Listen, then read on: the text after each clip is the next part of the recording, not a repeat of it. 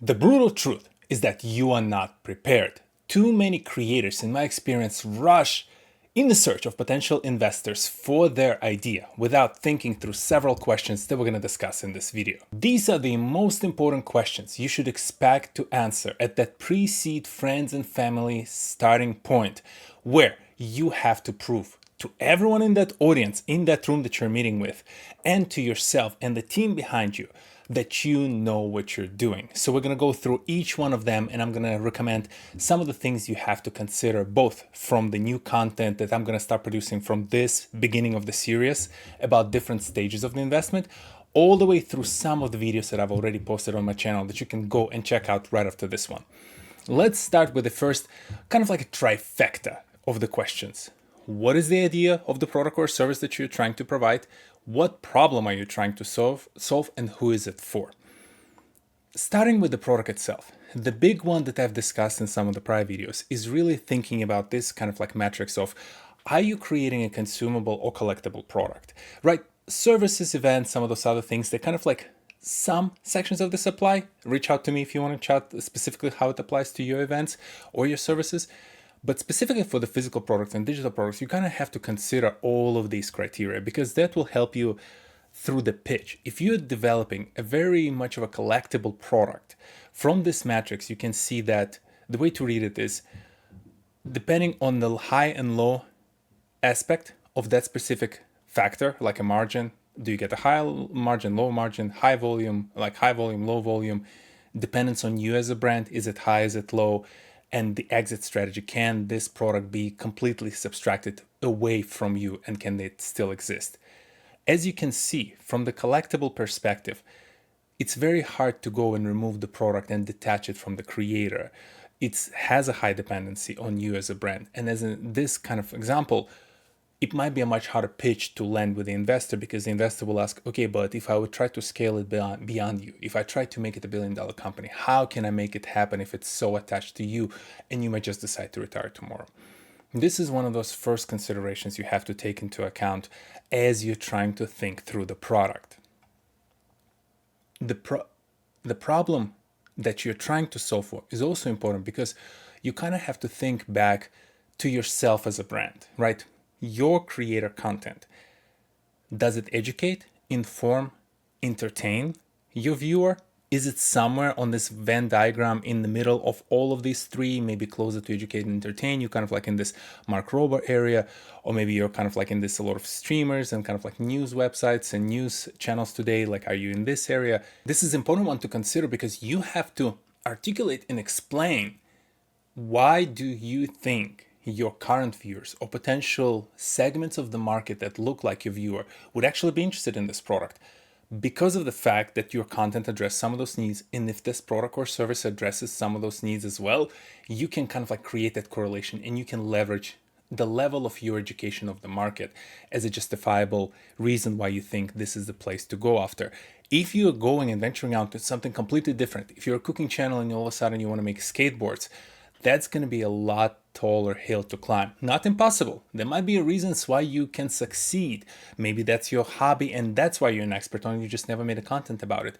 But this is an important consideration to be made, even at the pre-seed stage, because you have to articulate why the value will be so crucial for that market of that segment of the market, and why they would be buying from you. If you cannot articulate, if you cannot make that connection right now, I promise you, it's only gonna get harder and harder to articulate it as you move up that chain into, post-seed stages, Series A, Series B, if you're really serious about making this a major business. And as you kind of start thinking about who is it for and why are you the right person, or your team is the right group of people to do it, you kind of come back to one of these frameworks that I've created in the past, what I call kind of like Rober Crunch Loop, which is essentially based on Mark Rober and his Crunch Labs.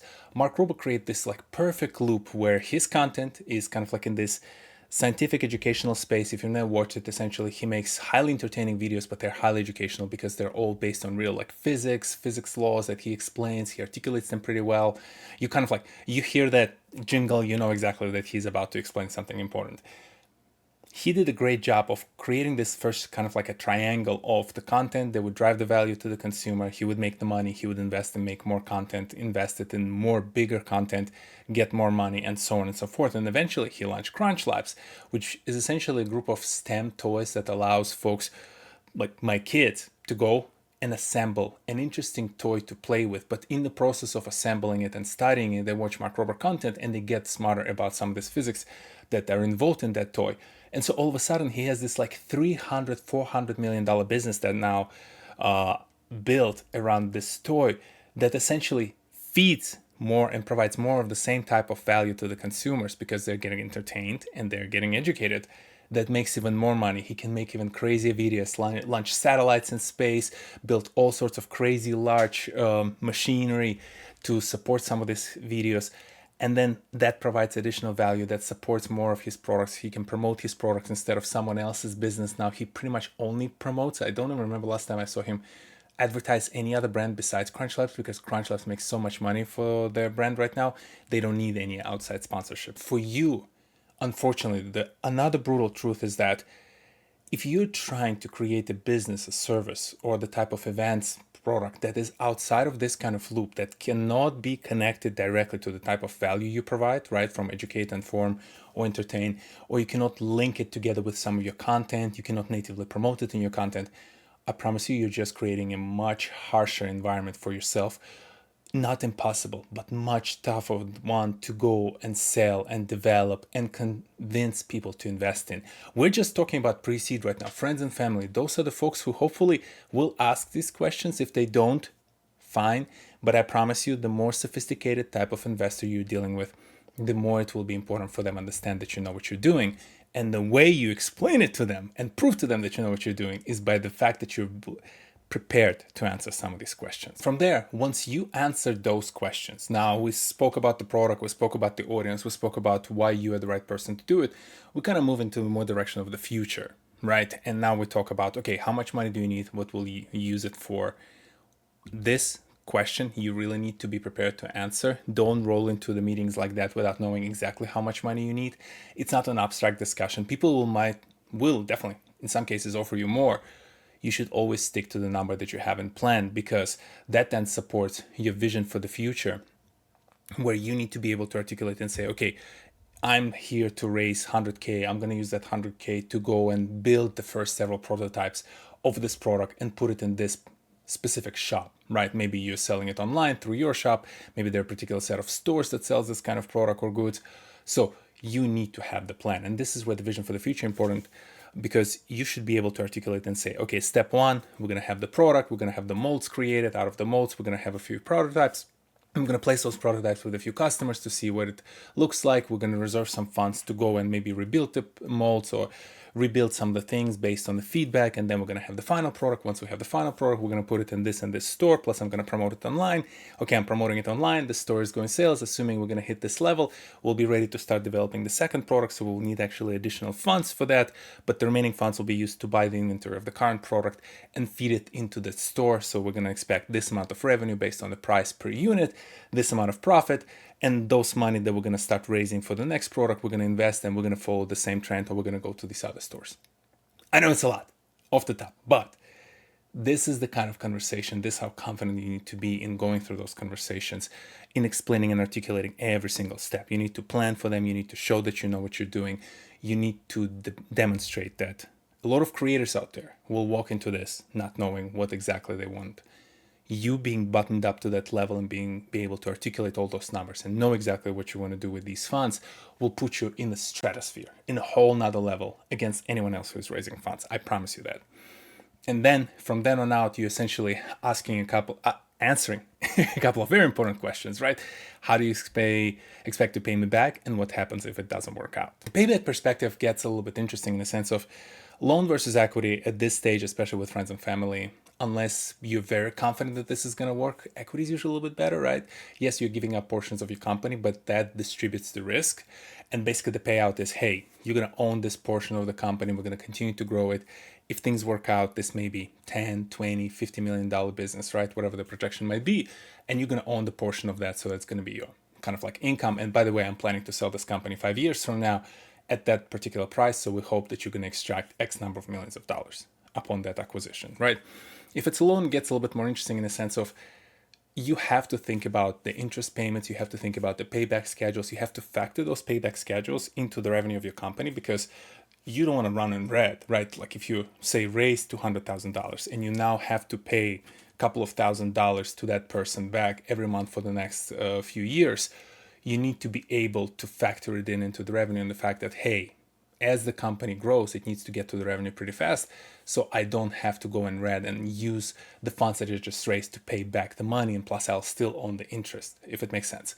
Again, we can talk about specific calculations, but that's where loans need to be allocated to the ideas where you're really certain, A, you have maybe money in the bank account to go cover for the interest payments in case it fails, or your revenue is so freaking predictable that you'll be able to say, okay, no, I can get to the point where I'm making the money and making the revenue to cover for something like this.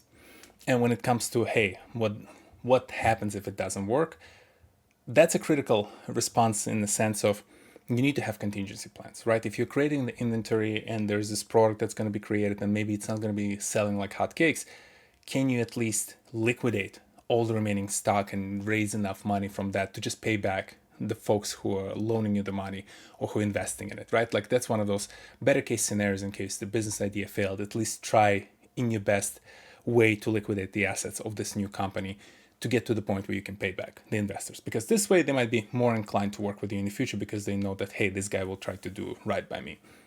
There can also be situations where there is no money left because you hired people and it's actually salaries, and obviously you cannot ask people to pay back for the salaries for the actual work that they delivered.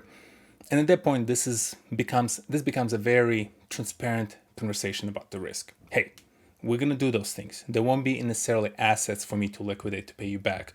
But if it works out, we're on this end, right? Kind of like to the prior point about the return, where we can potentially extract several $1,000,000 out of this business, or it's nothing, right? And this is then a decision for the investor. Do they want to allocate and spend 50 grand, 100 grand at this early stage with you? And is it worth the risk? Can they make that investment elsewhere more safe and make the same amount of money, less amount of money? This is their consideration. I personally believe in very transparent conversations, no false promises in terms of, oh, but if it doesn't work out, I'm going to like do something, blah, blah, blah, blah, blah. You can make those arrangements, but in reality, investors, especially at this stage, if they're sophisticated enough, they understand the risks. Friends and family gets a little bit more complicated, because if it's your parents or if it's your friend who is also a creator who is kind of making money but they've never invested, be very cautious. You have to explain to them and drill it in their heads that this may fail. Do not give me money if you rely on that money to, like, I don't know, put your kids through college, right? A few years from now. Only give me money if that it's okay if you're going to lose them. Like this becomes almost like a gambling, which is reality of the VC. You just place a bunch of different bets and hope that one of them pays out millions of dollars to cover the losses across all the other portfolio of investments that you made. They need to understand that. And that's where it's a little bit easier to deal with sophisticated investors who've done this before, who will not bat an eye if, say, out of 10 of the investments, yours is one of those 10 and it failed, right? They lost 50K. They know maybe they'll make a couple million on one of the other 10 and it's going to cover them, right? So they're fine. So this is just an important thing for you to keep in mind as you're starting to think and plan around who would be the right person to co-invest with me. I hope this was useful. Again, the brutal truths are you very likely are not prepared. You have to go through those questions and really understand what the heck are you doing and what you're raising money for. And you have to be very transparent with your investors in terms of what your long-term plan is, how you plan to pay them back, and what the risk factors are included in this business. This was just a teaser. If you find this useful, over the course of the next few weeks, my plan is I'm going to cover stage by the type of investment, these questions, the kind of questions people will ask, the kind of materials you need to prepare, what kind of things and conversations you're going to expect, what kind of objections you're going to hear in there. If you enjoyed, subscribe, stay tuned. We're going to be talking a lot, especially through later stages, about some of the pitfalls, brutal truths, and things that you need to consider as you get more sophisticated in your path. And if you have any other questions on this sort of topic, where you're trying to raise funds, you're thinking about growing your business, you're thinking about creating a standalone business, first of all, have plenty of videos on that topic already. I love the whole idea of commercial strategy and business operations in the creator economy, but definitely Drop in the comment section additional questions if I missed anything. Shoot me a note. It's easy to find my contact information out there if you want to go chat specifically about your business idea. Otherwise, I'll see you next week where we're going to go really deep, further expand on this pre-seed stage and talk about some of the materials and start exploring further more mature stages of the investments in your creative business. I'll see you next Saturday. Peace.